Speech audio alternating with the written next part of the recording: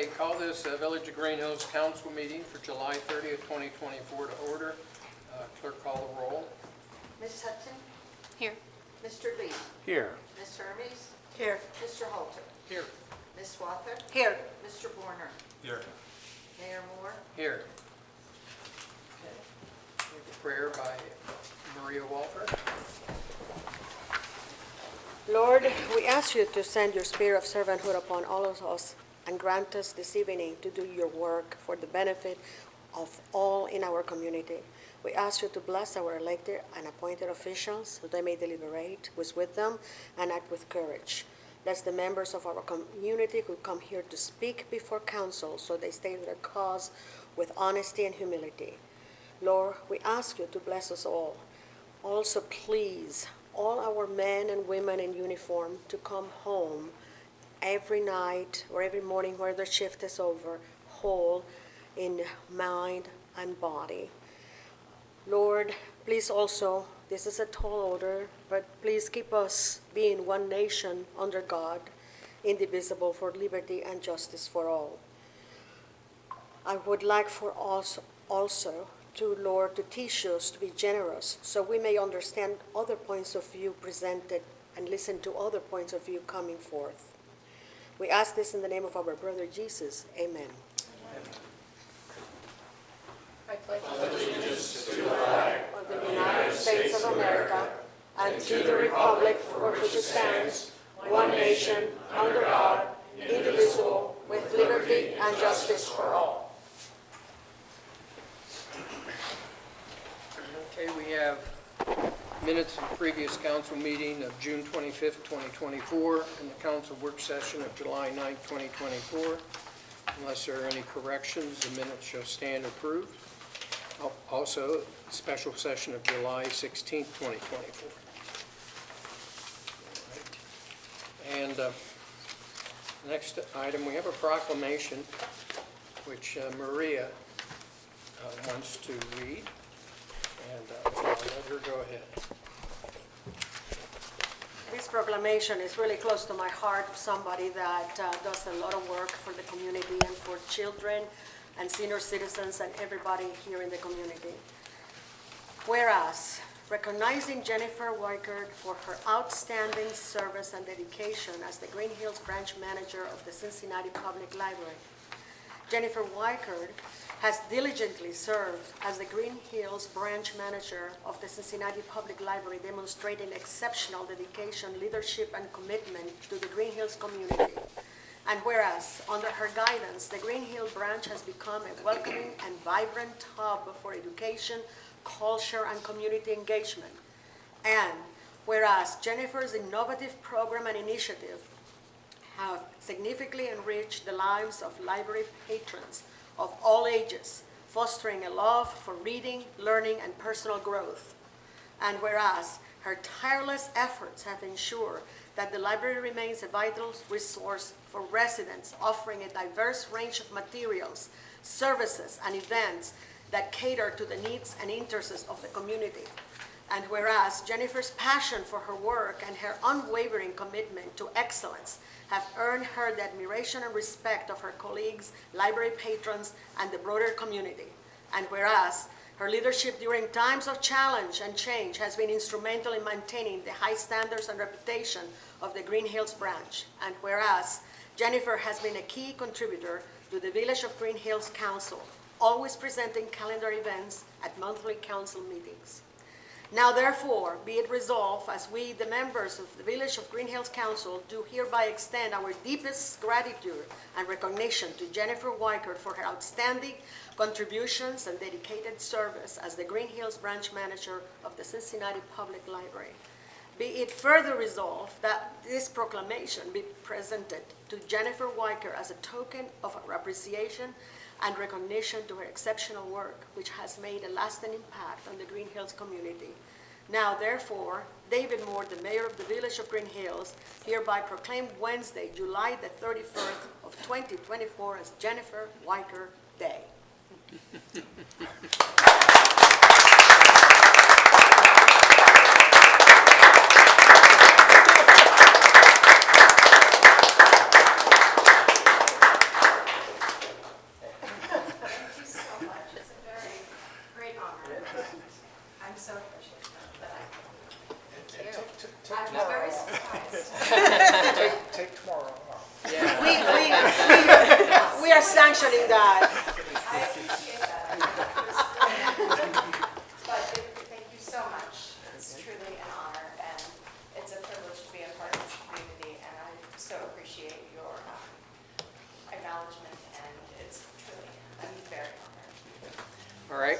up next now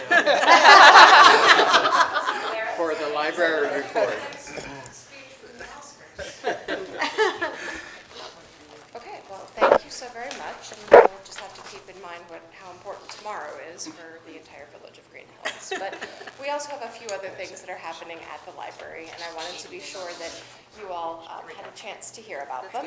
Number one, we are open on Wednesday nights until 8 p.m. now. That started a couple of weeks ago on July 17th. So we are even more available for all of our customers and community members. And if you have a hard time coming in at the earlier times, you have another night where maybe that'll be easier to come in.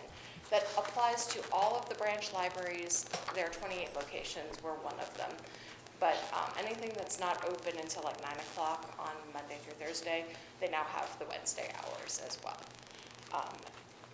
I don't know if you all had a chance to see, but the main library, the South Building, reopened again a couple of weeks ago.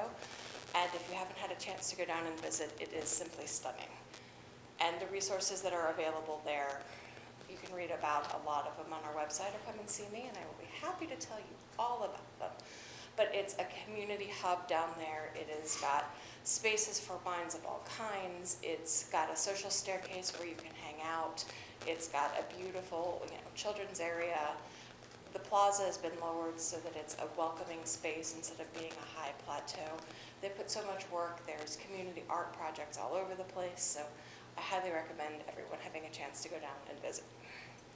Summer reading has been going gangbusters at our library, and we're so happy to have been having so many kids reading all summer. You do have through tomorrow and a couple of days extra if you need, but we're hoping everybody who's been doing their reading trackers or their teen bingo cards will bring them in and get their completion prizes. The program runs through tomorrow, so anybody who is interested is welcome, and of course that's at all locations as well, so for any reason Greenhills you can't get there, stop in somewhere else. Back to school is around the corner. How was that possible? I don't know. It feels like I was just, summer is gone, poof. But we are, of course, a wonderful resource. We have lots of things to help students succeed throughout the school year. Anything from having a library card all the way through using our research databases, our Homework Help Now service, which is a chat technology kind of thing to connect students K to 12 for resources for live tutors in their subject area, and that is a free service that you get with your library card. A number of branches also have homework help aids. We do not have one of those, but Forest Park does, and Central does. There's a whole list on our website. So we have many resources for families, students, anybody who might be facing going back to school.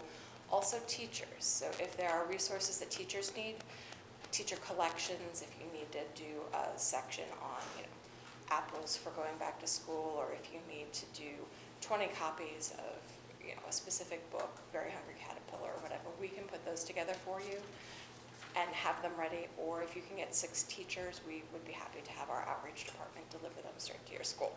So come in and we'll be happy to explain all of the details of all of that for any teachers that may be out there as well.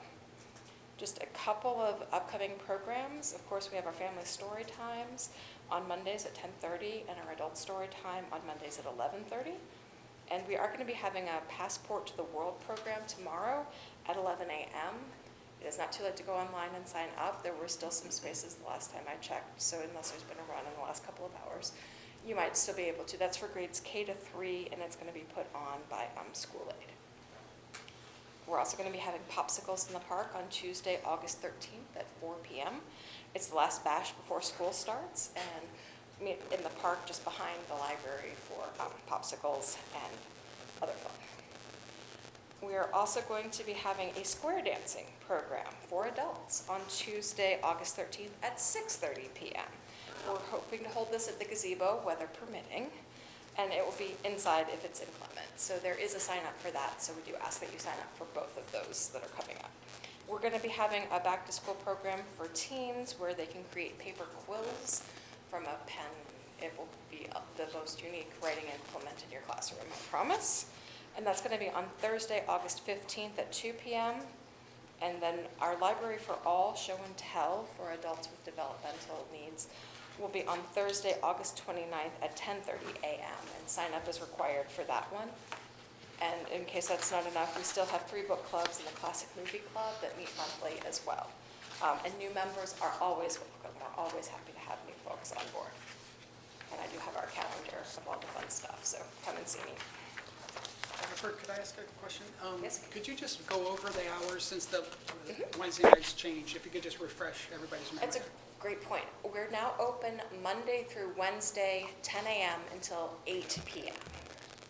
Now we're open Thursday through Saturday, 10 a.m. to 6 p.m. Okay, And we are closed on Sundays at Greenhills. thank you. Yes? What are the hours and the day for the square dancing? My tango class is just ended. August 13th at Indeed, August I don't know, 13th at 6? 6:30 p.m. 6:30 at the gazebo, weather permitting. Is that only one time, or is there? It is, but Okay. if you are really interested, I'm certain that there are folks who will be there to present who would be happy to give you more information about how to get involved. If your Thank you. tango class will be over and you need to add square dancing, I've also heard that breaking is now an Olympic sport, which I think is renaming of break dancing a little bit. So if you're interested in all of that, there might be other There you resources go. online. that you can visit. I also had a question from a resident here in Greenhills. Asked me that if you have Adobe, that he can change certain documents and just use that because he doesn't have it at home. Yes, we have the full Microsoft suite, I believe, including Publisher. And we do also have Adobe on our computers, and we can always, come on in and we'll be happy to see what we can do. Okay, because it seemed that he gets his information and he can't use his computer at home to do that. And he wants to transform it.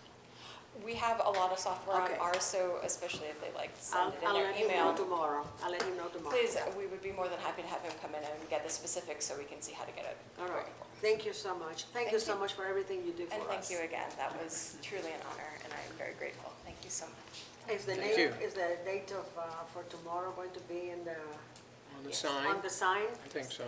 So I'll maybe just maybe stop by that's, for a selfie. that's going to be an extra point in there to your favor to have a day off. I will definitely be like, my boss, I'm just going to have to take this off because I have to get my picture taken with the sign, and it's just not going to be Right. possible. There we go. Okay, thank you. All right, and Maria informs me we have another person that wants to make a public presentation, a member of the Waycross Board, except she didn't give me her name.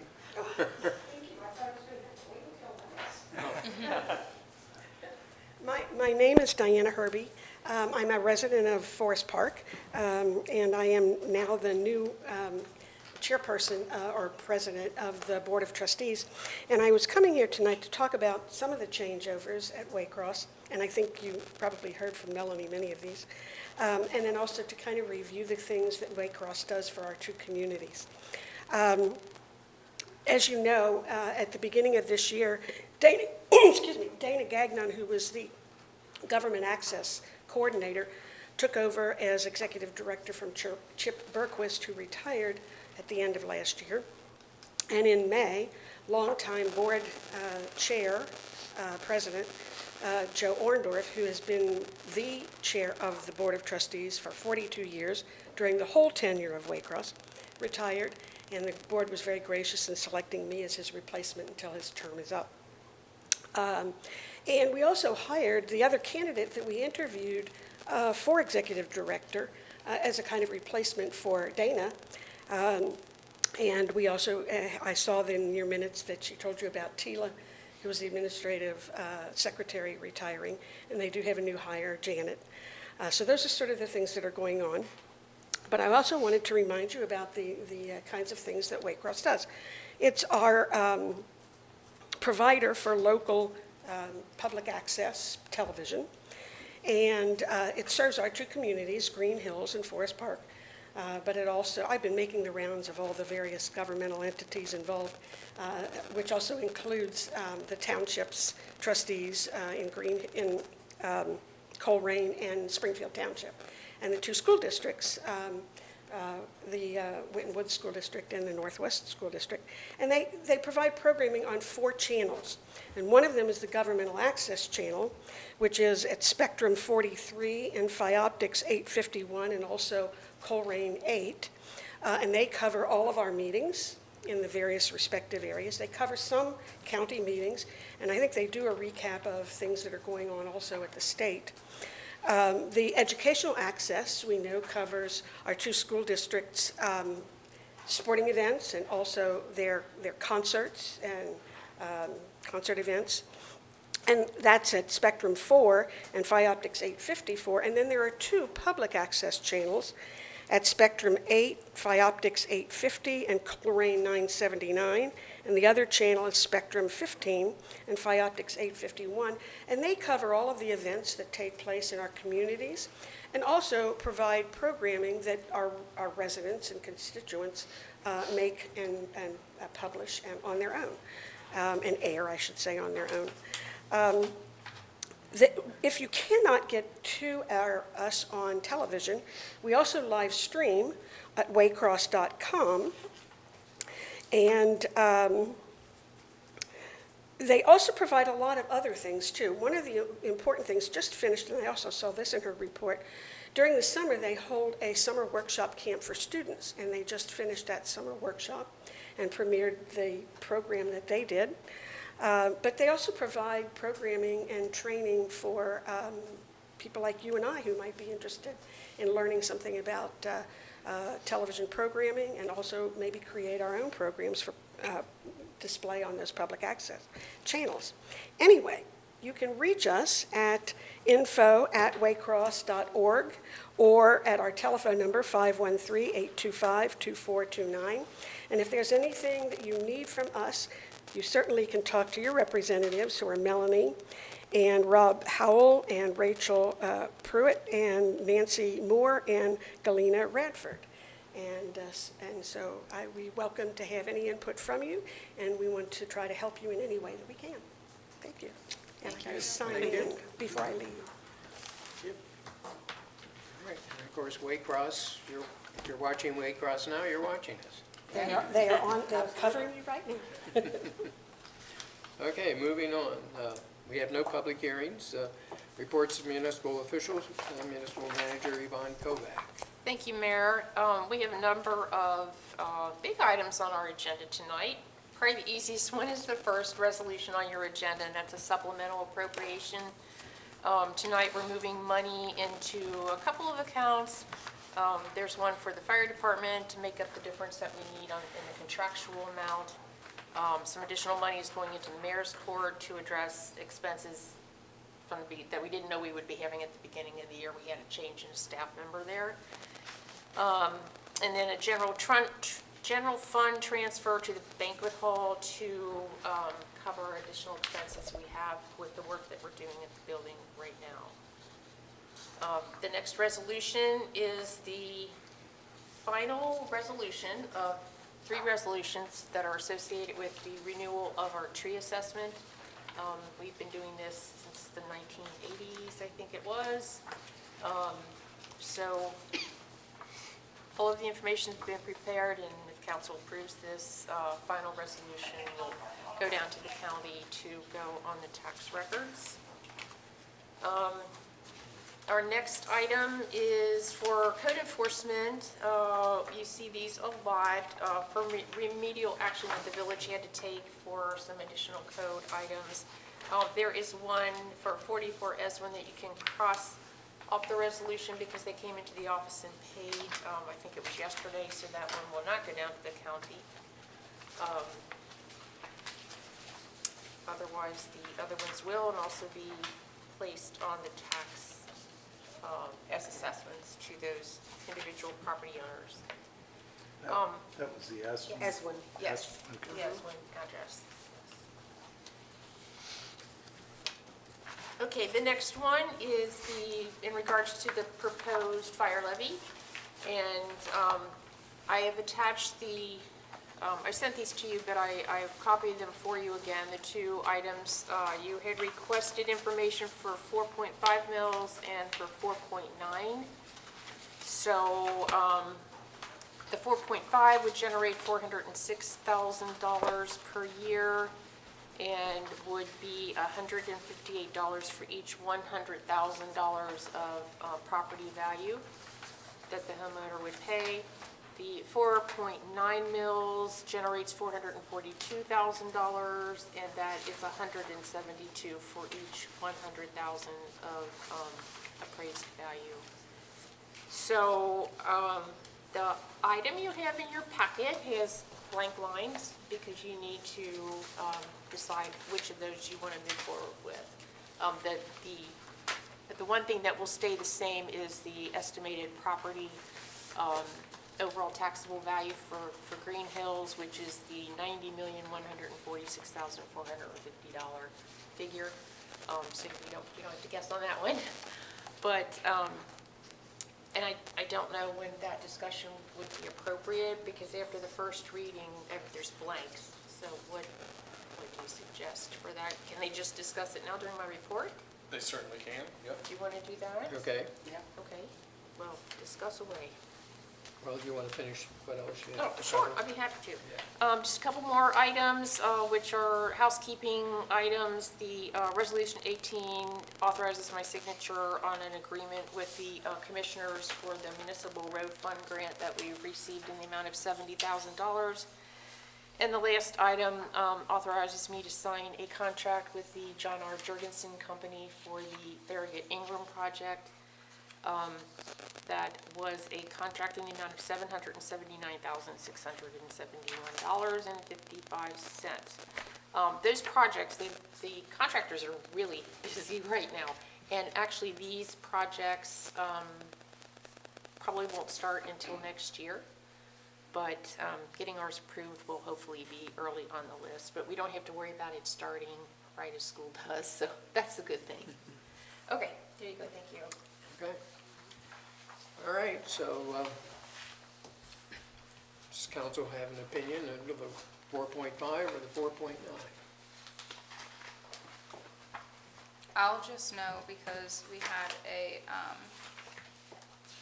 member of the community say last time that it would be beneficial if we broke it down. So I did the math and to take it further, I would say that most houses are on average valued at $200,000 in the community, in the village.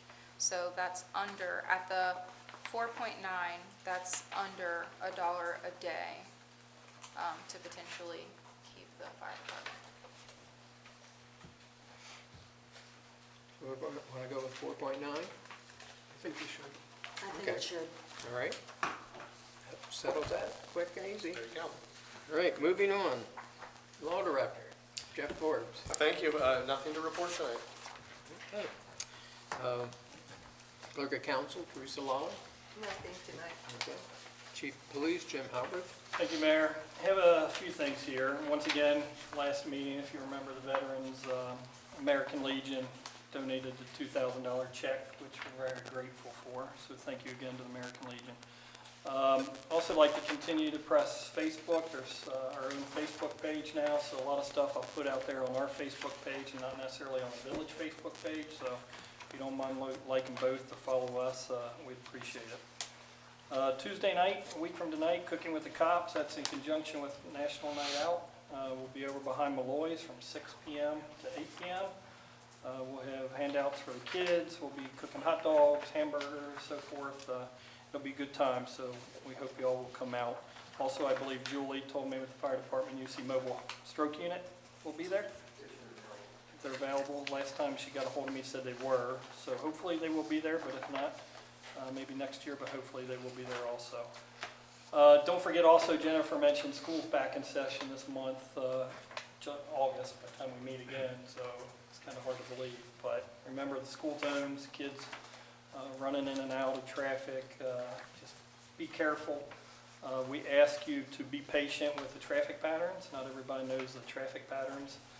The one thing is, people live back Junedale, Junefield, they won't have the early childhood campus there anymore, which I know is a lot of congestion, so I know the residents back there will probably be happy they don't have to deal with that. I know I won't be getting as many phone calls as I have in the past. So we just ask you to be mindful of school zones when that can, we'll be out there watching, so be on the lookout. As far as personnel, Andy Moore, I don't know if you saw in the newsletter, but in July 13th, he completed his 17th year with the department, serving the residents. Grew up here in Greenhills and continues to serve, and we appreciate his service to the community. A couple scams have popped up within the last month. One was a couple residents had where it pops up on your computer, you got a virus and you need to take action. Don't click anything, disconnect the computer, run some virus software updates and so forth. But the last thing you want to do is click on a link and let them take over your computer. So we did have a resident that lost a substantial amount of money by going with that scam. The other one was, and this one in this room was not a victim of it, but got a text scam. It's coming across a text from Toll, Ohio Turnpike, saying you owe a toll of $1.76. You can pay it here online. There's a link. If not, it's a $150 fine. Do not click on the link. This isn't just here, but this has gone all over the state of Ohio. There's a lot of cases out there, so if you get it, do not click on the link. You can look up some reports. They even say if you do click on the link, make sure you notify your creditors and Experian and all that kind of stuff, because somebody might be able to obtain your information. So that's another popular one going out there. As far as July crime stats, we responded to 175 incidents. We made 4 physical arrests, 2 of them for operating vehicle intoxicated, 1 for an assault, and 1 for disorderly conduct. We served 7 warrants for failure to appear in court. Issued a criminal citation, 1 criminal citation for tethering of dogs, which I know has gotten a lot of feedback on social media, references tethering of dogs. The owner was cited. We responded to 28 squad runs, 12 parking complaints, 10 domestic trouble runs. With that being said, we have seen an increase this year compared to last year on domestic violence arrests. I don't know if you saw my newsletter, but if you didn't, I encourage anybody watching, maybe go out to our website. If you're a victim of domestic violence or you know somebody that's a victim of domestic violence, on our website you can hit my newsletter, and then that newsletter talks about domestic violence, has a lot of resources and stuff in there you could reach out to us. So appreciate it if you take a look at that. We issued 40 traffic citations during the month. We issued 25 warnings, traffic warnings, and we took 4 auto accident reports. Year to date through the month of July, we've documented 86 criminal offense reports. This compares the same time period of 85 last year through the month of July, so we're up on criminal offense reports. Unless you have any questions, it's all here. It's a lot. I have a question. Have there been any leads on all the vandalism that's going on? You know, we did make 1 arrest as far as one of the graffitis. Can't necessarily say that individual's involved in all of them. I think we might have a couple different groups going on, but last week we did make 1 arrest on that juvenile, along with entering a vacant home at the time also. So the other ones are still open. Could be the possible same suspect, no evidence of it. You know, so if anybody sees anything or hears anything, or is at Dollar General and see some kids buying some spray paint or something like that, kind of just see something, report something type thing. They might be going home to do a school project, so I'm not saying they're buying stuff to go out there and do graffiti, but I know we did contact when we noticed it at the early childhood campus down. There's some spray paint on the back of it that was brought to our attention. An officer found it one evening. We did get a call about it also, and I know Winton Woods got down there right away and actually took it off. Oh, good. Now, I saw another post, and I don't know if that post is still the old post from the damage that we had them remove, or if we got new stuff out there. I did not get down there today to check out to see if there's one. But eventually, I've been told that building's actually going to be coming down sooner than later. So, but in the meantime, we don't want a bunch of vulgar language on it. So if anybody around that area see kids going back there, naturally it's a closed school, give us a call. We'd like to get back there and have fun. Okay. Yes, ma'am. Chief, a couple of people brought it to my attention that they are very concerned with the speed, the traffic, the speed that they maintain. I, for one, I'm outside a lot. I would say on an average, between 7 and 9. I would say that for 17 cars that come through at that time, PM. only 1, 2, or 3 stop at the stop sign. And I do feel like the Nike swoosh when they go by. So I don't have a measurement of the speed, but I think it's more than 25 miles an hour. I just say. Are you And- 7 to 9 PM? 7 to 9 Yeah. PM, yes. Then I'm also out there at 6 o'clock in the morning between 6 and 9. That seems to be in bursts, not continuously. I will say we have tons of documented patrols about being in that area, probably as much as anywhere, so we're aware of the problem. I know we are, and We'll I keep told up them, on it, and I told them so, but since they see me out there, I'm an easy person to talk to. I invite them for ice cream, I tell everybody stop by, or whatever, and that's how I get my information. And I keep an eye, whenever I don't have anything else to do, I would sit extra time outside and just count how many cars will go through. And some of them do stop on my side, but they're not stopping on the opposite side. So, headed towards Springdale. yeah. Seems like they're kind of like Nike swoosh also going that way to Right. Springdale Road. And I do have a traffic study on that street, and this is the first meeting I didn't actually carry it with me. I left it on my desk and took it out of the folder that I've been carrying around, but we do have a traffic study on speeds on that street. Okay. Anybody else? All right. And I have nothing to report. Moving on, reports of committees, community development. Mayor, I'm sorry, I have a report. Oh, okay. Now's the right time to get it. Sure. Yeah, Go ahead. absolutely. Thank you. I just want to share a few pieces of information with you. First of all, statistics for this month of July, which ends tomorrow. So far, we've had 16 fire dispatches and 34 EMS details for a total of 50. And one thing I wanted to mention about our EMS, you heard the police chief there talk about the police and making EMS runs. They make a lot of our EMS runs with us, and their job there is to make sure that we're safe. And they're watching our backs while we're focused on dealing with patients, and they're watching our ambulance that's sitting out there running. And they're there to basically ensure the safety of everybody. So when you see the police at the EMS runs, you might think they're not doing anything, but they really, really are. And a lot of your guys are awesome. Really, all of them are. They do a great job of giving us a hand when we need it. So I just wanted to make mention of that. That does not happen in a lot of other municipalities. Not that I'm slamming other municipalities, but that is something that's very standard here in the village of Greenhills. So just wanted to make mention of that. We just got Quint 48, our ladder truck, back from Sutphin. It was up there for almost 3 weeks. They did an extensive preventative maintenance on that unit, the ladder, replaced the rear brakes on it, and did about $12,000 worth of work to that. And again, the reason I mention that is because it's a 20-year-old truck, and we paid $518,000 for it in 2004. And to replace that truck right now would be upwards of $1.8 million. So spending about $10,000 or $12,000 a year on that truck it's a lot of money, but in the grand scheme of things, it helps keep that unit in tip-top shape. And it is in tip-top shape. It's very well cared for, and all of our folks take really good care of it, as they do with all of our equipment. So just wanted to make mention of that. That is a budgeted item for us too as well. I also wanted to let you know that the Bureau of Workers' Compensation just awarded us a $40,000 grant so that we can replace our hydraulic rescue tools.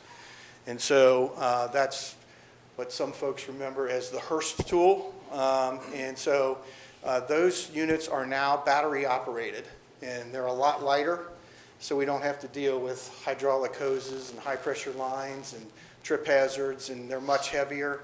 And so our share of that is going to be $20,000. So we're basically getting $60,000 worth of tools for $20,000, which is great. And that is from the Bureau of Workers' Comp, because they find that $40,000 grant is much cheaper than a firefighter who gets a back injury, and those kinds of costs can far outweigh the cost that it takes to buy the new tools. So we're very thankful for that. I also wanted to let you know that we did apply, as we do every year, for the Assistance to Firefighters Grant. That is the federal program that was initiated after 9/11, so 24 years ago. And that was filed, and they are just now starting to make awards, and we're hoping that we get what we asked for this year. That was focused on communication, so all of our radios that we use are about 35 years old, and we've replaced them one by one, and they're about $6,000 a piece. And so those are going to be going, they're going to shut them off sooner or later, and so we're going to have to replace all of those. So hopefully we can get that grant, and we'll keep our fingers crossed there. So, Mr. Mayor, if you know anybody Wants to- in the federal level that's looking at those grants, put a good word in for us. Want to also let everyone know that we're going to begin our hydrant maintenance a little early this year. That's going to begin in August. So we have about 170 hydrants within the village of Greenhills, and so the members of our department will be out there flushing those and then pumping them dry and getting them ready for winter. So if you see us out in the neighborhood and we're flowing hydrants, maybe if you're going to do a load of laundry or something, you might want to run your water in your sink for 3 or 4 minutes, just in case we kick up that sediment. But that's a very, very important process that we take part in every year, and we are blessed with very, very good water supply within the village. We have 80 to 100 pounds of water every 300 feet, just about on every street up here. So that's very, very important. As Chief Allworth mentioned, next Tuesday we'll be joining the police department for National Night Out at the shelter, so we're looking forward to that. Tomorrow night, Lieutenant Sheets is teaching CPR at the firehouse. She is teaching all of the co-op preschool teachers. They come in once a year, and she teaches them all, refreshes them in CPR. So if there are any village groups that are interested in CPR, give us a call. Give us a nod on Facebook or something. We'll get in touch with you, and we'll try to set something up. I want to congratulate 2 of our members, Chris Shipley and Owen Saylor. They just passed their EMT national exam, so we've got 2 more folks that are going to be on the ambulance, which is great, and we've got 3 or 4 other members that are in the testing process now, so that's going well. We also have 6 of our members, Connor Bear, Kim Bain, Logan Bartels, Devin Murdoch, Elena Roberts, and Chris Shipley, who will be beginning a Firefighter 1 class, which is a joint effort between us and the Glendale Fire Department. That's a 120-hour class, so that's the next step in level of certification in the state of Ohio. For us, it's not required, and for our members, it's not required, but they are doing that on their own. So that's going to be about a 3 or 4 month investment of their time, and just want to give them a nod and thank them for participating in that and increasing their knowledge and skill level so we can continue to serve the community. And then finally, I wanted to thank all of you for the confidence that you're giving us with the levy. I know we've been working on this for quite a while. We've done a lot of work, and there's a lot more to go, so we're nowhere near the finish line, but now we have some direction, and we can take our message to the voters in the village of Greenhills and hopefully explain and put across the point of just how urgent this is and how important it is and what a value it will be for about $1 a day for you to have, paid part-time firefighters in the station that can respond within 4 minutes to your emergency, which will just dramatically improve the things that we're able to do, and it will help us use the other money to spend on some of those things that I just mentioned to you that have just become so expensive in the fire service. So I'm looking forward to working with you, and there's our friend from Waycross here. We'll be looking to get on your program there so we can talk about it. And you see a lot of our members are here, and so they're excited. They may not look it, but they are. They're very excited, and really just the potential for what we do now and what we're going to be able to do if we can pass this levy will just be absolutely phenomenal. Chief, So, I any have- questions or comments for me? I'll be Yes, happy to. two questions, I think. But, so I know already there is some feedback that's coming up, and I know that you're gonna get a lot of questions. So I thought since this is recorded and people might be able, they might decide to go back and watch it, it might be beneficial. One of the questions I have is, I was at the dollar store when there was an emergency a couple weeks ago, and Chief Patton was actually the first one there, and then I saw you guys there. I saw, yeah. Sorry, just kidding, Sergeant. I literally just said that. I was in the military. I promise you, I know your rank. I promise you. I'm sorry. Congratulations, Tony. No, yeah, you're but we'll have to have two because we don't want to get rid of you. Sorry, I was talking to both of you. Sorry. Anyways, Sergeant Patton was the first one there, and then you guys had responded. I think Forest Park had responded, and some people were confused. Like, well, they were just confused. So maybe if you could explain that process of what happens when there's multiple departments that respond and how still having you guys closer is going to be beneficial. Yeah, absolutely. Very fair question. So right now, we provide two levels of EMS service. We provide BLS and ALS. So BLS is basic life support, and that is the work that the EMTs do on the ambulance. We also provide what we call ALS service, which is either an advanced EMT or a paramedic. And so we have a number of those on our department, and when they are on duty, they'll respond in our ALS unit and provide that advanced care. When we're available to do that and staffed, generally you will not see Forest Park coming. When that unit is not in service because we don't have a paramedic or an advanced life support person on duty, then we're supported by the paramedics, most generally from the city of Forest Park. And so, as it stands right now, our volunteers respond in a number of ways. There are times when we have 2 EMTs at the station, and we can get there very easily within 4 minutes. There are other times where our members are responding from home. And so Forest Park will respond, and they will generally get there first because their response time in the Greenhills is about 8 minutes. And so generally we are either right with them or maybe just a minute or 2 behind them, depending on where our members are responding from.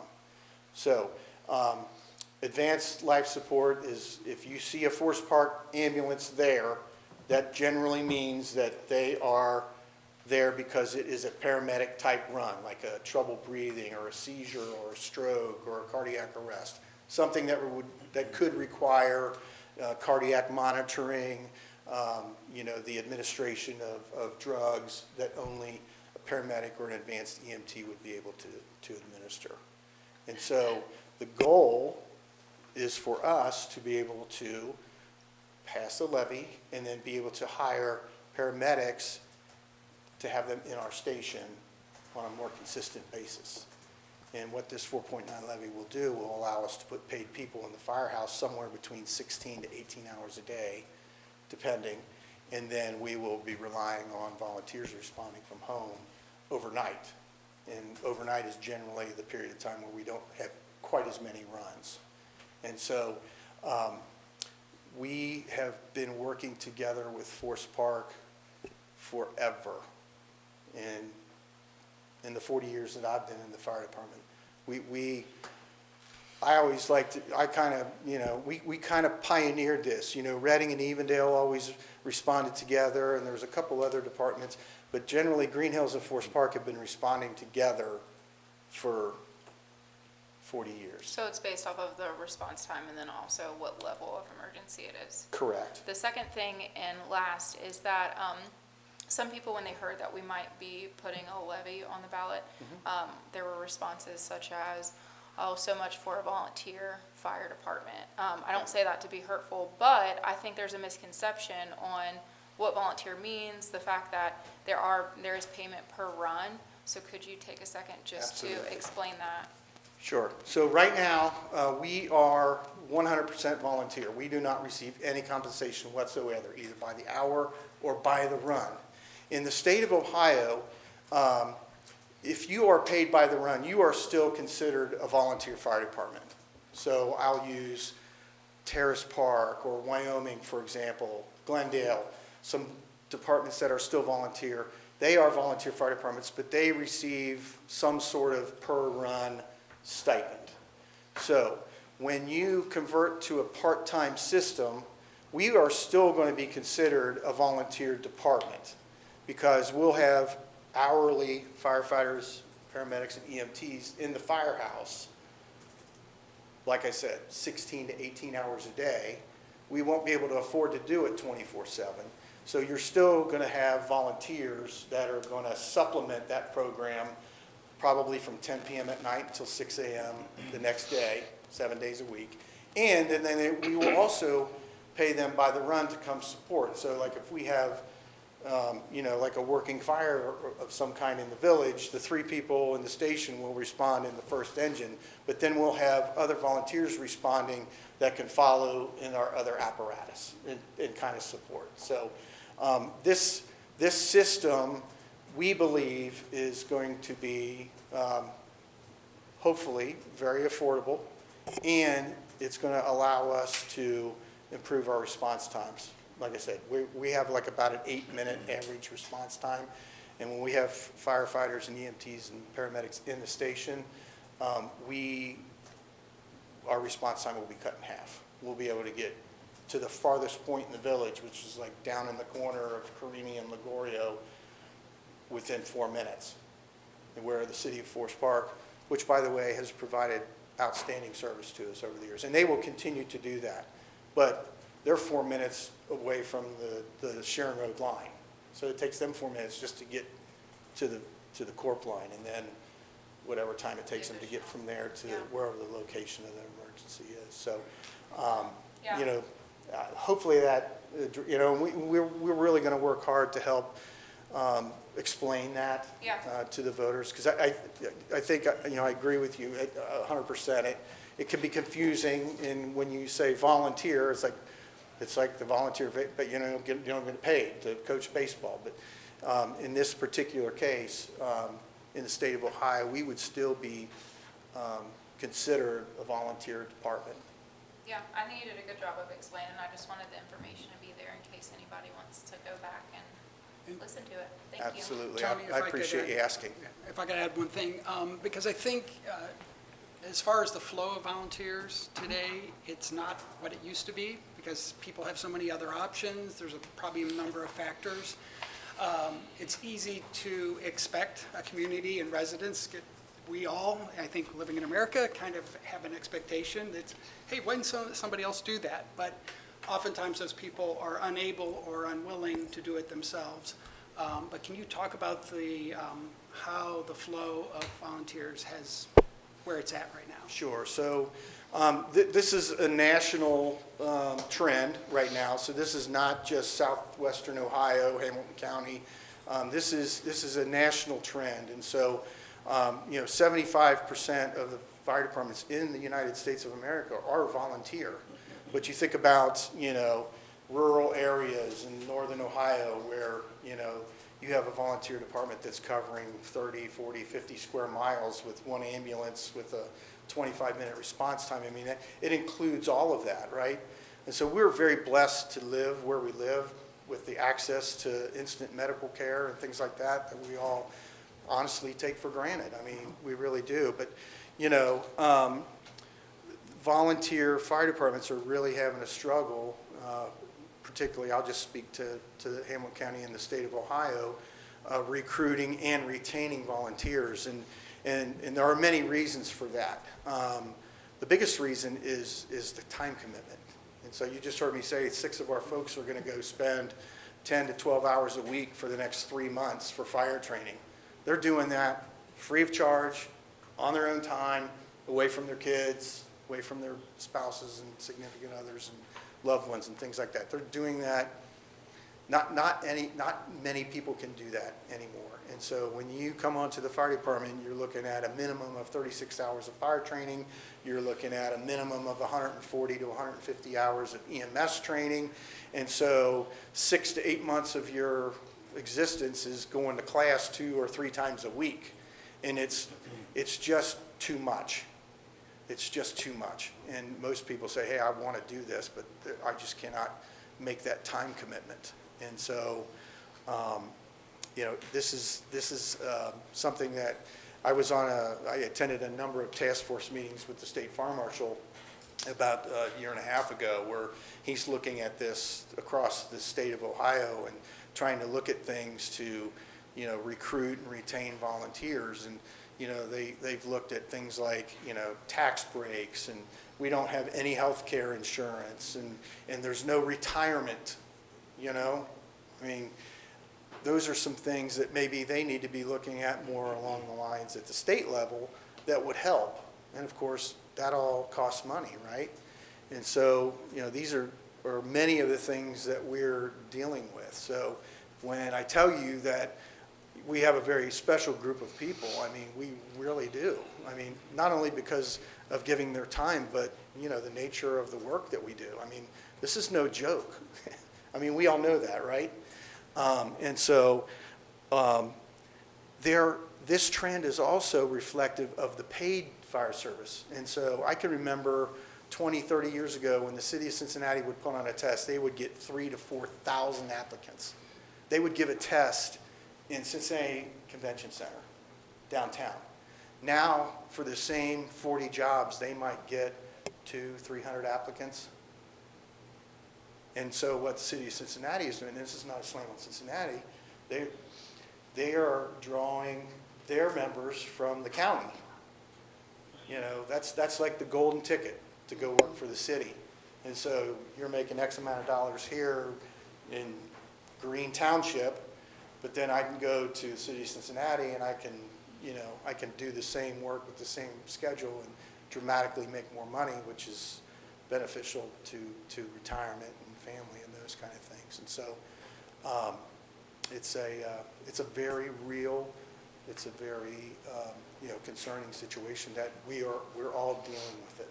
And so getting this levy on the ballot and then getting it passed is hopefully what we can do. But then, like I said, that's when the real work goes, because now we have to go out and we have to hire folks. And so we're hoping, many of the departments around us are moving away from the part-time, part-career system to more of a career system. And so my hope is that there'll be more part-time, more full-time firefighters seeking part-time jobs in the fire service.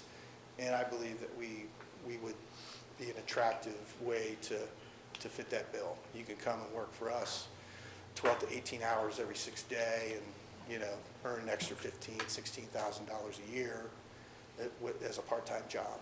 And so that's what we're hoping for. And you get qualified, trained people, and they in turn can share their knowledge and training with some of our newer folks. And we're hoping that that's a system that we can make work. Thank you. Okay. Great, thanks. Thanks for your time. Don't let Appreciate me it. forget, we'll put you on the agenda at the Oh, next no regular problem. meeting. I'm sorry. I wasn't sure where you wanted You are to be. planning on coming, right? Absolutely, yeah, Regular. absolutely. Okay. I will be here. Okay, good deal. Thanks, Tony. All right, thank you. All right, moving on. Reports of committees, the Community Development, Jim Bonner. Thank you, Mayor. The committee met last Thursday, and we had 2 items we discussed. One is to define a memorial park bench program for the town park that would allow citizens to donate a park bench in the memory of a family member, a resident, either current or recent, past, or current. So we're looking at park bench designs. How do we install those? Whether we pour a concrete pad? What's the cost of that for the donation to so folks know what that donation is going to cost? And then we also still need to discuss like placement of the benches. So there's still a lot of details to work through, but we're engaged on that. The other item that we discussed in committee is how as a village, do we celebrate the America 250, the country's 250th anniversary in 2026, looking at events that we can incorporate over the next 2 years. We've ideated, and last Thursday, we kind of came up with a summary of what we really want to pursue, and we're about ready to make some recommendations. There's one idea in particular that would be like a good grant proposal that would, that would be a kind of like a walking tour with plaques recognizing our historical sites in the village. So we're going to put some more thought to that so we can submit a grant to the state of Ohio for creating something like that. So more to come in the next few weeks that we'll be able to share. So that's all I've got. Comments or questions? All right, Service and Streets, Melanie Hermes. Our committee met on July 16th. We talked about a lot of the stuff you will see today because we have a few pieces of resolutions that I'll be reading. One of the things we did talk about was the Ingram-Farragut project. So I'm happy to see that is being addressed today. We talked about spoils, lanes, repairs, and the DeWitt Garage's drainage plan.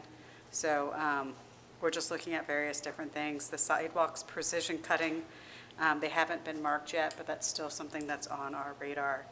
And we will always talk about the Winton Road curve. So I know that's something close to Andover that we always have issues with. So it's good that the beams or the wires have been helpful, and it looks like they're up right now, right? Yes. Yes. So happy about that. So you'll just hear me further when I do my Jack Lee impersonation and have several different resolutions to read. I'm happy to share in the pleasure. Melanie, I did have another resident ask me about tree branches in the sidewalk. I know that, Yvonne, you had talked about a plan going forward. They're getting lower in the way of some people, and when they start flagging me down, I thought at least bring it up and see where we stand with that. And we actually have a pretty extensive list right now Okay. of though the ones that are hanging down over where people walk, as well as another list for the ones that are over the road, and the ones that will require a contractor with a big crane. Lift, okay. So, Thank you. Yeah, I think we're I pretty encourage close. people to send an email to the village, make sure that they are aware of them, just to make sure they are on the list. We don't want residents to cut them because there could do damage to the trees if it's done improperly and to themselves. So, And then I had one other, another resident was asking me about the street light across from that. This one's on Farragut right before it converts to Ingram. They said it's so dim there. The light isn't, it's lit, but not really lit. How do we contact? Where is Duke? that? Which intersection? I think it's, as you're heading down the hill on Farragut, it's the one that's on the right-hand side, probably about 5 houses up on the right-hand side. I don't remember the address. But there's, it's right, actually, I think it might be right before you turn into Gambier on the right side. That street light, they said that they've had a lot of problems around there with not seeing well, and they felt it would be resolved if that light was working better than it is. And I know for some people it's difficult because I'm sure Duke could say, well, it's lit, but they know that at one time it was much brighter. So if we could just follow up on that. Right, or it may be, could be the old mercury vapor that's just getting weak. Okay, thank you. Yeah. I had someone that came and asked me also when the plans were for Springdale Road, when they're coming into the village, the part that belongs to Greenhills, and there is no light in there, is very rough riding. It's not as bad when you are going from Greenhills into making the right turn or the left turn going into Springdale Road. It's when you're coming into the village that is a very rough riding, and I tried it And I could see it because it was during daytime, but you could see the indentations on there that's Yeah. worn out, the asphalt and all That'll that. be part of the Damon Road project. That's part of the Ingram That would be, Fairgood. okay, Yeah. and do we Right. have, we don't have a date for that yet? No, Okay, so I Sometime will, next Passing the year. resolution today. okay, so I will tell them when they ask me again, because they're going to be stopping by after the council meeting today, that it is on the agenda, that it is going to happen at the beginning of the year. well, No. Maybe, no. We'll learn if we get the funding, the biggest pot of funding for that, probably in August. Okay. But that funding, they're kind of stacking up, they're moving pretty quickly with the transit money. So the one you're approving tonight will happen next year. The other one could potentially happen the end of next year or into the next year. And that would be, it's a rather large one, that's Damon, Cromwell, and Springdale. Okay, so it's right. going to And be a while. Mike is going to be patching, there's a couple potholes in there. Okay, to hang That's on on- his list. To hang on a little patch bit smoother then. it. Yeah, Okay, all right, thank you. okay. All right, moving on then, we've got intergovernmental affairs, laws and rules, Maria Walther. We are waiting for finance when they have to get together. We always have the meeting together. Do you have any idea? No? Okay, so we will inform at a later time. Okay. Finance and audit, Jack Lee. The June figures are delayed, so we will double up next month. Okay. All right. Safety, Jeff Halder. No report at this time. Okay. Recreation, cable television, Rachel Hudson. Thank you, Mr. Mayor. So we did meet on, I believe it was the 25th, and two things that we discussed were, one, having a kind of village appreciation day at the pool. So I just wanted to mention, if no one on council has any objections, that we're going to plan that and put more information out. And then, still trying to move forward with getting a baseball team started. I did talk to the superintendent about being able to use the field that's behind the white building, because it's just going to be more beneficial. And they were willing to, so just going through the motion of getting that finalized. Could you be more specific when you say get a baseball team started? Yeah, start a baseball team. Have a baseball team that kids can play on, probably recreation league, definitely recreation league, but probably ages 11 and 12, maybe 11, 12, 13, 14.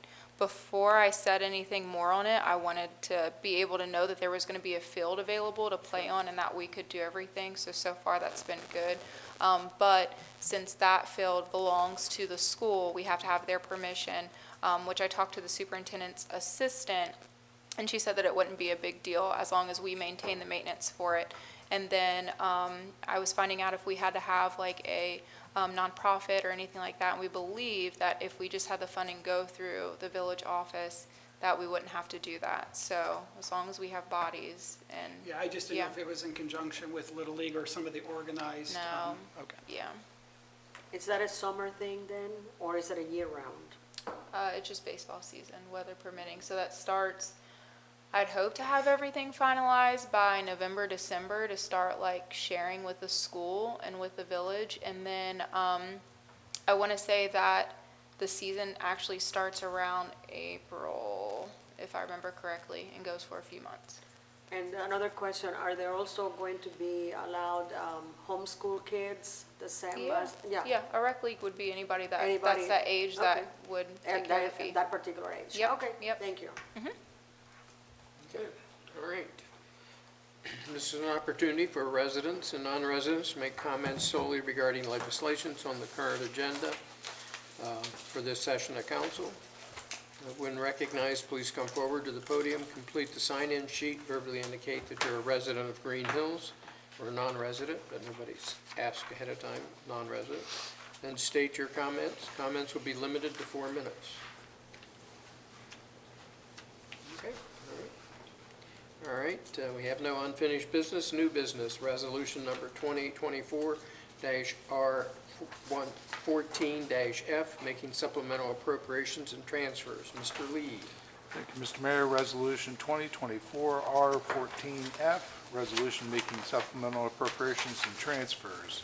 Whereas the 2024 annual appropriations were adopted on December 12, 2023, are to be amended, and whereas appropriations must not exceed total available resources of the village per Ohio Revised Code Section 5705.36A5, therefore, an amended certificate of estimated resources has been requested from the County Budget Commission. Now therefore be it resolved by the Council of the Village of Greenhills, Ohio, Section 1, since certain actions are needed in the monies appropriated so to permit the Village of Greenhills to meet its fiscal obligations for the year 2024, the following items of expenditure are to supplement the appropriations for expenditure for the year 2024. Fund description: fire equipment and other fire services, account number 2903, original appropriation $37,554, change an additional $25,000 to the new total of $62,554. Fund description: general fund, account number 1000.720, the original appropriation was $66,000, the additional amount is $4,000 for a new total of $70,000. Fund description: general fund 1,000.910, the original appropriation $480,000, the additional amount $20,000, the new total is $500,000. Section 2, from the following transfers of funds to be made from previously appropriated monies from General Fund 1,000 to Banquet Hall, account number 2910, in the amount of $20,000. Section 3, that this resolution shall take effect and be in full force from and after the earliest date allowed by law. Mr. Mayor, I move for the adoption of this resolution. Second. It's been moved and seconded. Any comments? Hearing none, clerk poll the council. Ms. Hermes? Aye. Mr. Lee? Aye. Ms. Walker? Aye. Mr. Warner? Aye. Ms. Hudson? Mr. Halter? Aye. Okay, resolution number 2024-R-14-F passes. Next, resolution number 2024-R-15-F, declaring the necessity of providing for control of blight and disease of shade trees. Mr. Lee. Thank you, Mr. Mayor. Resolution 2024-R-15F, resolution declaring the necessity for providing for control of blight and disease of shade trees. Whereas the Council for the Village of Greenhills has adopted Resolution 2024-R-07F on May 28, 2024, declaring the necessity to provide for control of blight and disease of shade trees within the public right-of-way and for planting, maintaining, trimming, and removing shade trees. And whereas the Council of the Village of Greenhills has adopted Resolution 2024-R09F on June 24th, 2024, determining to proceed with the improvements in accordance with Resolution 2024-R07F. Now, therefore, be it resolved by the Council of the Village of Greenhills, Ohio, Section 1, that the owners of all lands benefited by the improvements described in Resolution 2024-R07F shall be assessed at the rate of $1 per front foot, except corner lots, which shall be assessed at a 75% of the total front lot frontage at the rate of $1 per foot, to the maximum of $120 annually per single-family resident for the years 2025, 26, 27, 28, 29, 30, 31, 32, 33, and 2034, for the portion of the total cost of said improvements as the same were estimated in Resolution 2024-R7F, said assessments not exceeding any statutory limitations. Section 2, such assessments shall be payable as provided in Resolution 2024-R7F and shall be final upon the adoption hereof. Section 3, this resolution shall be filed with the clerk of council for Greenhills and shall be available for public inspection. Section 4, the clerk of this council is authorized and directed to cause notice of the passage of this resolution to be published once as required by law. Section 5, the clerk of this council is authorized and directed to keep said assessments on file in her office for so long as any of them remain unpaid. Section 6, the clerk of this council is authorized and directed to cause notice of the levy of the assessments herein provided for to be filed with the county auditor within 7 days after passage of this resolution. Section 7, this resolution shall take effect and be in full force from and after its passage. Mr. Mayor, I move for the adoption of this resolution. Second. Any comments or questions? This has been a long-running, as was mentioned earlier, program that the village had for tree assessments, and it helps keep the village green. Saves you on air conditioning, lower temperatures. Okay, clerk, poll the council. It's been moved and seconded. Mr. Warner, Aye. Ms. Swather, Aye. Ms. Hudson, Aye. Mr. Halter, Aye. Mr. Lee, Aye. Ms. Hermes. Aye. Okay, resolution number 2024-R15-F passes. Next resolution is number 2024-R16-SNS, authorizing assessments on certain properties in the village of Greenhills. Ms. Hermes. Thank you. Resolution number 2024, R16 SNS, resolution authorizing assessments on certain properties in the village of Green Hills. Whereas the village has given proper notice to the owners of certain real property in the village of Green Hills regarding the removal of vegetation, refuse, garbage, and/or debris from the properties listed below. And whereas the owners of said properties did not take action to remedy the violations, and therefore the village of Green Hills contracted to remove vegetation, refuse, garbage, and/or debris, and now seeks to collect said expenses by authorizing the placement of a lien upon the lands and collected as other taxes.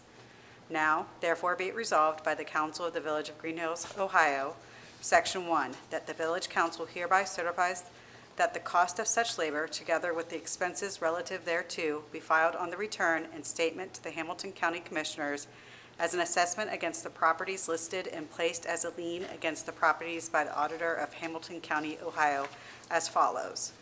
Parcel number 597-0080-000400, address 3 Beckford Drive, owner Robert M. Carter, cost $776.54. Parcel number 597-0020-001200, address 26 Gambier Circle, owner Barbara Ann Zetgraf, cost $77.91. The total cost I did not add up because of the removal. Section 2, all amount collected as a result of this resolution shall be placed into the general fund of the Village of Green Hills. Section 3, this resolution shall be effective immediately upon its passage. I so move to pass this resolution. And the total cost, by the way, is $854.45. $854.45. Do we have a second? Second. Okay, it's been moved and seconded. Any comments? All right. Clerk, poll the council. Mr. Lee, Aye. Ms. Hudson, Aye. Ms. Walker, Aye. Mr. Halter, Aye. Mr. Warner, Aye. Ms. Hermes. Aye. Okay, resolution number 2024-R16-SNS passes. Next resolution is number 2024-R17-F,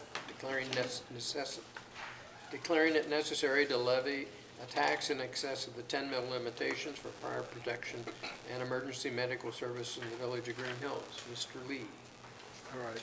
Did you want to Yeah, before we read this, just because we had the discussion earlier, I'm going to try to make things a little easier.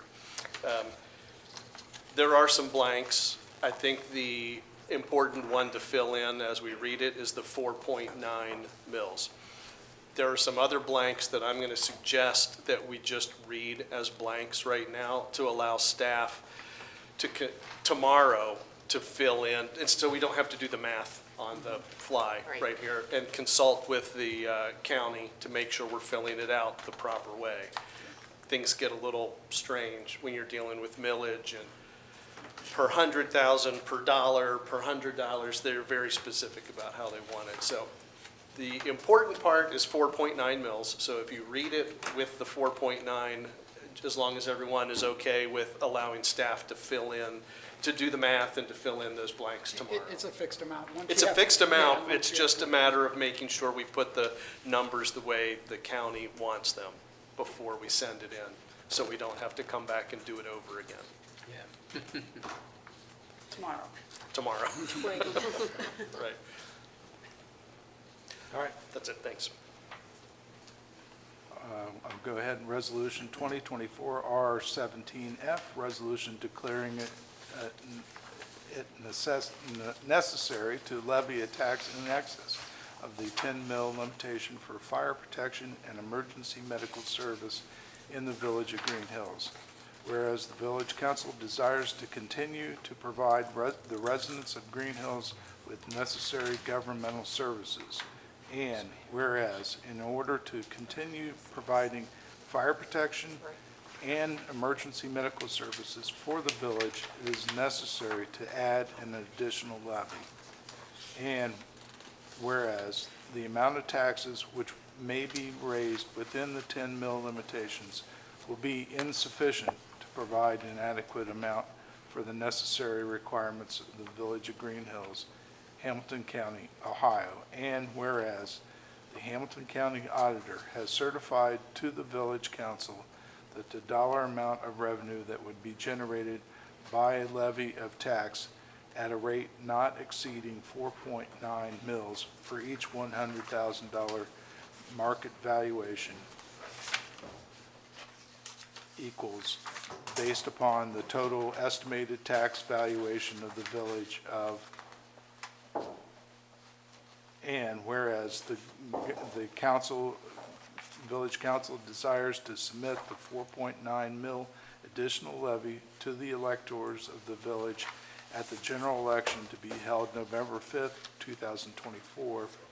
Now therefore be it resolved by the Council of the Village of Greenhills, Hamilton County, Ohio, Section 1, that it is necessary to levy a tax in excess of the 10 mil limitation for the benefit of the entire territory of the Village of Greenhills, and all of which is located in Hamilton County pursuant to Ohio Revised Code 5705.19I for the primary purpose and intent of providing fire protection and emergency medical services for the village as authorized by 5705.19I of the Ohio Revised Code within the municipality at a rate not exceeding 4.9 mils for each $1 of valuation, which amounts to, for each $100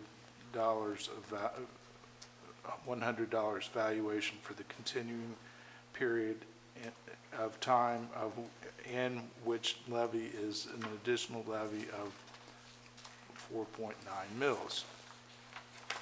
Section 2, that the question of the additional levy be submitted to the electors of the entire territory of said Village of Greenhills at the November election to be held at the usual voting places within said Village of Greenhills on the 5th day of November 2024. Section 3, that the said tax levy be placed on the tax list for 2024, first due in the calendar year 2025, if a majority of the electors voting therein vote in favor thereof. Section 4, that the clerk of the Village of Greenhills be and is hereby directed to certify a copy of this resolution to Hamilton County Auditor and to the Board of Elections, Hamilton County, Ohio, not less than 90 days before the election, upon which it will be voted, and notified said Board of Elections to cause notice of election on the question of levying said tax be given as required by law. Section 5, that it is found and determined that all formal actions of this council concerning and relating to the adoption of this resolution were adopted in an open meeting of this council, and that all deliberations of this council and of any committees that resulted in such formal action were in meetings open to the public in compliance with all legal requirements, including Section 121.22 of the Ohio Revised Code. Section 6, that this resolution shall be effective immediately upon its adoption. Mr. Mayor, I move for the adoption of this resolution. Second. It's been moved and seconded. Any comments? All right, clerk poll the council. Mr. Halter? Aye. Mr. Lee? Aye. Ms. Hudson? Aye. Mr. Warner? Aye. Ms. Herman? Aye. Ms. Walker? Aye. Okay, resolution number 2024-R17-F passes. Next resolution, number 2024-R18-SNS, authorizing an agreement between the Village of Greenhills and the Board of Hamilton County Commissioners relative to the improvement of Damon Road. Ms. Hermes. Resolution number 2024-R18 SNS, a resolution authorizing an agreement between the Village of Greenhills and the Board of Hamilton County Commissioners relative to the improvement of Damon Road. Whereas Section 153.61 of the Ohio Revised Code provides for agreements between any county and any municipal corporation for joint construction of public improvement, and whereas Section 4504.04 of the Ohio Revised Code provides for the application by the municipal corporation and the allocation and encumbering by the Board of County Commissioners of funds available under Section 4504.05 of the Ohio Revised Code, and whereas Damon Road is part of the comprehensive map of the roadways of the county in accordance with Section 4504.03 of the Ohio Revised Code and is in need of improvement, and whereas the Village of Greenhills, pursuant to Section 4504.04 Revised Code of Ohio, has made application in writing to the Board of County Commissioners for funds available under Section 4504.05 Revised Code of Ohio. These funds are to cover a portion of the cost of improving Damon Road. And whereas the Village of Greenhills has filed with the county engineer a copy of the preliminary plans and estimate of cost of such improvement. And whereas the county engineer has approved such preliminary plans and estimates of cost and found the proposed improvement is conducive to the orderly and efficient flow of traffic within and through the county, and so advised the Board of County Commissioners. And whereas the Board of County Commissioners has allocated from funds available for such purpose as provided in Sections 4504.05B1 of the Ohio Revised Code for a portion of the cost of such improvement. And whereas the Board of County Commissioners shall certify to the county auditor the amount of any funds allocated to Village of Greenhills. Final and detailed plans or statements of work to be done shall be submitted to the county engineer for approval. Upon approval by the engineer, the Board of County Commissioners shall have encumbered the monies necessary to fulfill awarded contractual or other obligations for approved project costs. And whereas upon notification by the Village of Greenhills that the work on an approved project has commenced, the county auditor shall draw a warrant for such encumbered amount on the county treasurer payable to the Village of Greenhills. And whereas the Village of Greenhills shall use all monies received by it under Section 4504.04 Ohio Revised Code for the purpose for which they are encumbered and returned for deposit in the fund established by Division B1 of Section 4504.05 Ohio Revised Code, any monies not so used. And whereas a joint agreement with the Board of County Commissioners for such improvement should be authorized and approved. Now, therefore be it resolved by the Village of Greenhills, State of Ohio, Section 1. It is hereby declared necessary and to the best interest of the Village of Greenhills to execute an agreement with the Board of Hamilton County Commissioners in connection with the improvement of Damon Road. Section 2. The municipal manager should be and hereby is authorized and directed to execute the attached agreement for and on behalf of the Village of Green Hills with the Board of Hamilton County Commissioners under terms and conditions listed in the attached agreement, which is deemed to be a part of this resolution as if fully set forth herein, and when so approved and executed, shall be in full force and effect. I move for the adoption of this resolution. I second it. Been moved and seconded. Any comments? All right, hearing none, clerk poll the council. Mr. Warner? Aye. Ms. Walker? Aye. Ms. Hudson? Aye. Ms. Hermes? Aye. Mr. Coulter? Aye. Mr. Lee? Aye. Okay, resolution number 2024-R18-SNS passes. Next, resolution number 2024-R19-SNS, authorizing the municipal manager to execute an agreement with John R. Jurgensen Company for Farragut Ingram Road Improvement Project. Ms. Hermes. Resolution number 2024-R19-SNS, authorizing the municipal manager to execute an agreement with the John R. Jurgensen Company for the Farragut Ingram Road Improvement Project. Whereas, following a competitive bid process, the lowest and best bid was submitted by John R. Jurgensen Company for the Farragut Ingram Road Improvement Project. And whereas the Village of Greenhills desires to enter into a contract with John R. Jurgensen Company for the Farragut Ingram Road Improvement Project, now therefore be it resolved by the Council of the Village of Greenhills, Ohio, Section 1, that the municipal manager is hereby authorized to execute an agreement with John R. Jurgensen Company. Section 2, that the finance director is authorized to make payments to the John R. Jurgensen Company in the amount of $779,671.55, unless said amount is otherwise changed through the proper execution of change orders. Section 3, that this resolution shall take effect and be enforced from and after the earliest period allowed by law.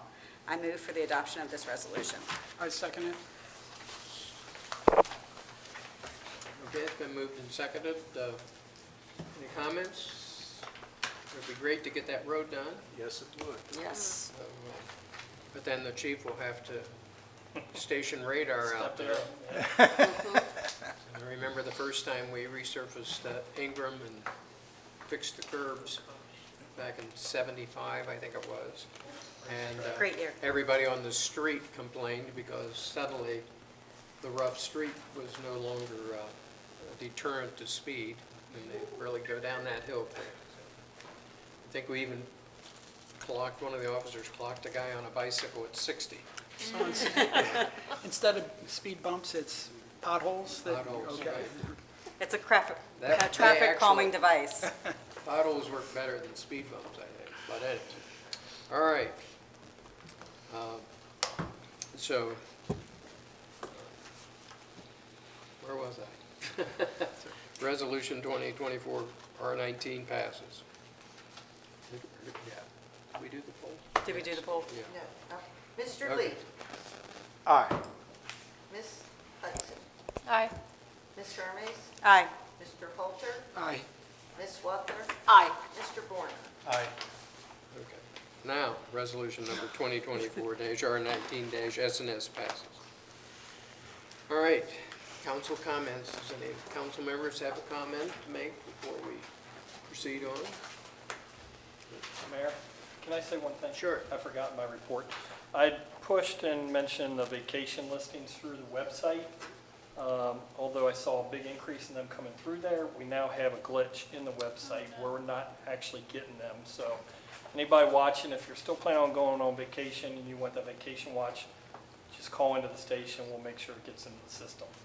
But I think a couple people might have thought it came through, and we didn't know until one specifically came through that didn't come through, that person thought it did. So we found we had a problem. So Okay. just call in, we'll do the same thing, get the vacation check. You just won't get the alert via the email that we made the check. So, All right, good deal. thank you. All right, municipal calendar. I'll throw out a couple things. We finally set up a couple days for managers' talks. I forgot to talks. The first one will be August 15th at 6 o'clock. And we also have one scheduled for September 19th. September what? 19th. 19th? Correct. And those are Thursdays. Correct. Correct, Yeah. yes. And next week, we have Cooking with Cops. Tuesday evening, Yeah. 6 to 8 p.m. behind Malloy's in the shelter. Yep, Hamburgers and hot dogs will be Hamburgers with- flowing with- freely. with great people doing the grilling. I'm going to Experts are doing the Experts grilling. doing the grilling. remind people that Winton Woods begins school on Monday, August 19th. Other area schools are beginning as well, so just be on the lookout for walkers, bicyclists, and buses. All right. This is the time for citizens to comment on matters before council. When recognized, please come forward to the podium, complete the sign-in sheet, and verbally indicate if you're a resident of Greenhills or a non-resident. State your comments. If you have questions, the questions will be recorded and referred to the manager's office for response. This will allow time for thoughtful and thorough consideration to be given to each question. Council meetings are recorded for ease of transcription. Comments are limited to 4 minutes. Speakers may not yield any or all of their time to other speakers.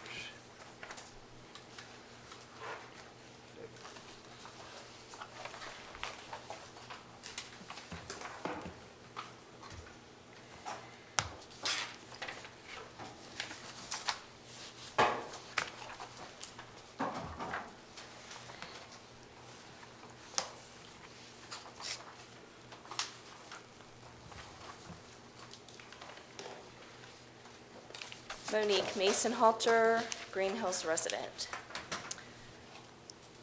Thank you again to council members for writing a letter to the Federal Communications Commission, or FCC, to ask the agency to comply with the 2021 court order to specifically address scientific evidence related to the health and environmental impacts of radio frequency, aka wireless radiation.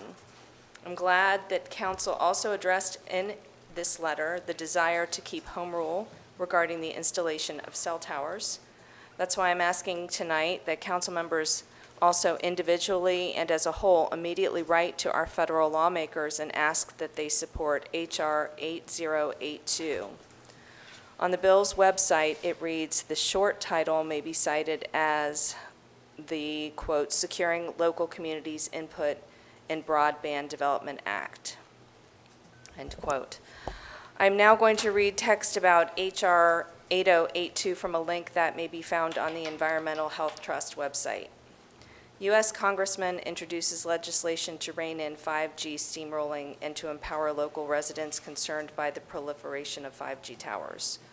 According to Star News Group, quote, with tensions rising over Verizon's plan to install 30-foot 5G towers along Ocean Avenue in Belmar, U.S. Rep. Christopher Smith, Republican, has introduced legislation that could potentially help empower local residents who would be impacted by the installation of the towers. The new legislation would nullify 2 administrative regulations issued by the FCC in 2018 that imposed, quote, shot clocks that limit the input of town and county governments regarding the construction of the infrastructure needed to advance 5G wireless. Quote, my legislation will repeal these harmful regulations that have been exploited by providers to limit county and municipal governments and blatantly disregard reasonable concerns of local citizens, end quote, said Smith. H.R. 8082 will restore the critical role that residents should play when considering the health, safety, and aesthetic of their community, said Smith. Here in Greenhills, our federal lawmakers are Warren Davidson, Sherrod Brown, and J.D. Vance, and I hope you will contact all of them about H.R. 82, as well as contact them to oppose H.R. 3557, which I have spoken about at meetings at length and provided you all with printouts on it.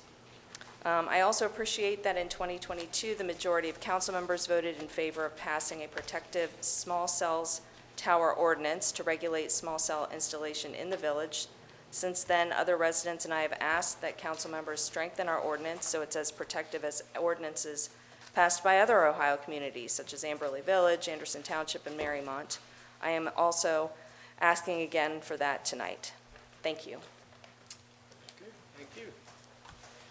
All right, and I did have somebody send me a text to remind me when we're talking about the 250th anniversary of the country. Greenhills will be having the 90th in 4 years. I don't know if we want to consider anything like that. Put that on our plates.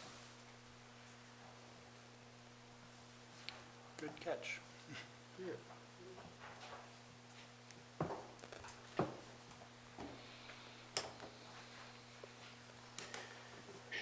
And before you start, we were just talking about you today, that we hadn't seen you at council meetings Yeah. in some time, and I was getting concerned. So, Well, to that see has you. to do, that has to do with what I want to address you all and tell you about, Okay. is that last year I discovered that in Green Hills, we're, another blessing, another benefit of living in Green Hills is we're in the center of quite a bit of square dancing that I was not aware of before.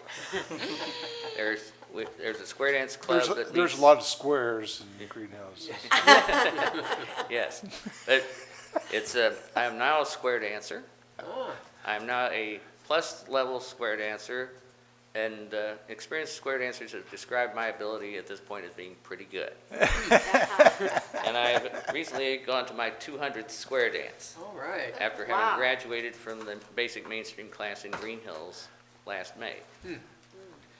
Now, in addition to the demonstration, square dancing demonstration at the library that's going to occur on the Tuesday the 13th of August, there's a square dance class that's going to run for several weeks, and it's being held at the Green Hills Community Church at the corner of Winton and Cromwell. It's Tuesday nights from 7 p.m. to 9 p.m. I think it runs for about 12 weeks. It's $6 per class per person. And I can attest that the instructor is top-notch. The people are the most welcoming group of people, I say generally, as I've been associated with, because, well, some experienced dancers like me will also be at the classes to dance with the new dancers so that we can keep things flowing well. And I will say that the people who take the time to help at the class are very welcoming people, very encouraging, and it's an activity that can be enjoyed by people of all ages. We have several local square dancers in their 80s and a few in their 90s even, and they're still doing very well. It helps the brain, it helps the heart and the circulation, it helps keep you moving well. You take a lot of steps, and you have to change direction as well. But to me, one of the biggest things is when you're square dancing, you have to focus so on what you're doing that whatever is troubling you in your life or in the world, all of your bothers are pushed out of your mind, and it's like you're taking a mini vacation. And the club dances are 2 hours long, only cost $6, and you've taken a mini vacation.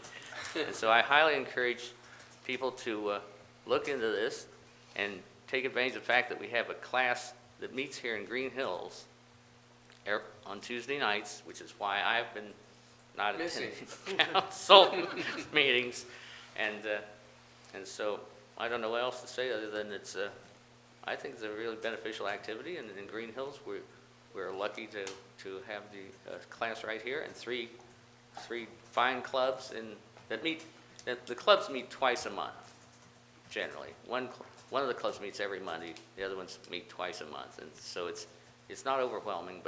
And there are like 10 clubs in the Cincinnati area as well. So it's no shortage of opportunities to square dance, and I feel it's improved my health, my ability to move smoothly, and my mental outlook. And you can't beat 2 hours of entertainment and fellowship and some physical activity for only $6. So that's all I have to say. When do Thank those you. Tuesday classes start?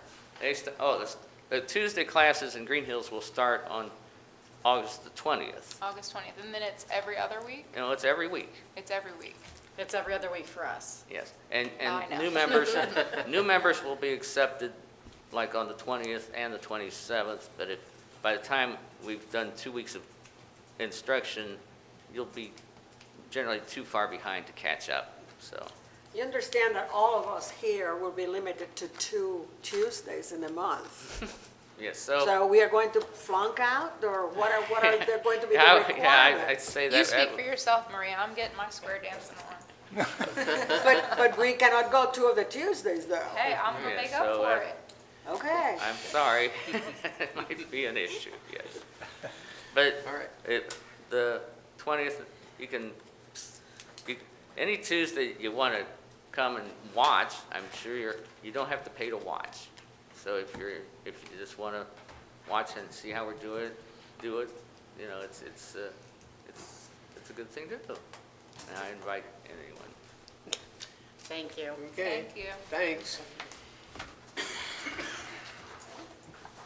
All right, nothing else, meeting adjourned.